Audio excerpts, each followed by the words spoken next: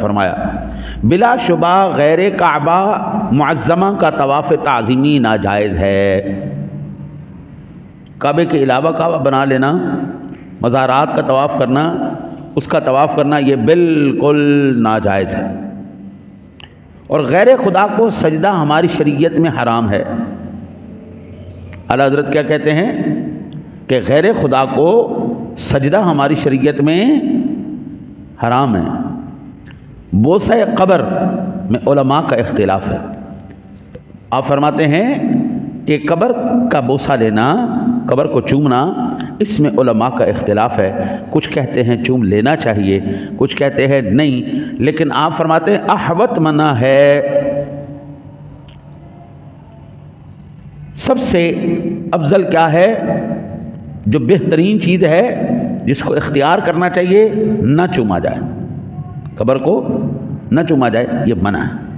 خصوصاً مزارات طیبہ اولیاء کرام کہ ہمارے علماء نے تصریح فرمائی کہ کم از کم 4 ہاتھ کے فاصلے سے کھڑا ہو، یہی ادب ہے۔ جب کسی ولی کے مزار پر جائیں تو وہاں پر 4 ہاتھ پیچھے ہو کے کھڑے ہو جائیں، فرماتے یہی افضل ہے۔ پھر تقبیل کیوں کر متصور ہے؟ کہتے جب 4 ہاتھ پیچھے کھڑا ہونا ہمارے علماء نے لکھا ہے تو یہ کیسے تصور کیا جاتا ہے؟ وہ کہیں گے قبروں کو چومنا شروع کر دو۔ اردو پڑھنا بھی بڑے فن کی بات ہے۔ فرماتے ہیں کہ ہمارے علماء نے تصریح فرمائی کہ کم از کم 4 ہاتھ کے فاصلے سے کھڑا ہو، یہی ادب ہے۔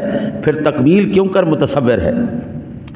جب آپ کو کہا جا رہا ہے آپ نے 4 ہاتھ پیچھے کھڑا ہونا ہے، 6 فٹ پیچھے ہو کے کھڑے ہو جاؤ مزار سے، وہاں پر کھڑے ہو کر فاتحہ وغیرہ کرو، تو آپ کو یہ کیسے جو ہے نا تصور کر سکتے کہ وہ آپ سے کہیں کہ قبروں کو چومنا شروع کر دو؟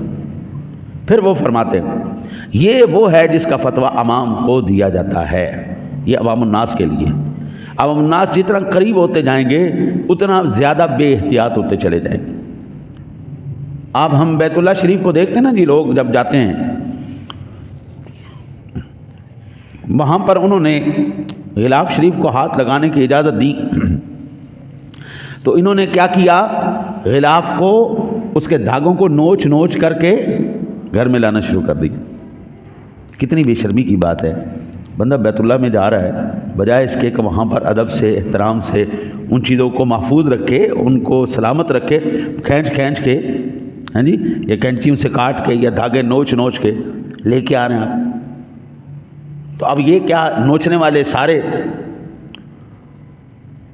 یہی عقیدہ ہے سب کا کہ جب بھی کعبے جاؤ اس کے بال نوچ کے لے آؤ، دھاگے نوچ کے لے آؤ، کاٹ کے لے آؤ، پھاڑ کے لے آؤ، کہ یہ سب مسلمانوں کا عقیدہ ہے؟ تو ہم کہیں گے نہیں، وہ بدبخت لوگ ہیں جو ایسا عمل کرتے ہیں، یہ کسی مسلمان کی تعلیم نہیں ہے، یہ کسی مسلمان کی سوچ نہیں ہے۔ تو جب کعبے کے اوپر آپ یہ لوگ کہتے ہیں، تو پھر جب یہ بھنگی چرسی آپ کو نظر آتے ہیں تو پھر آپ بھنگی چرسی کو اہل سنت کیوں کہتے ہیں؟ ان کا ہمارے ساتھ کوئی واسطہ لینا دینا کوئی نہیں۔ یہ بھنگی چرسیوں کا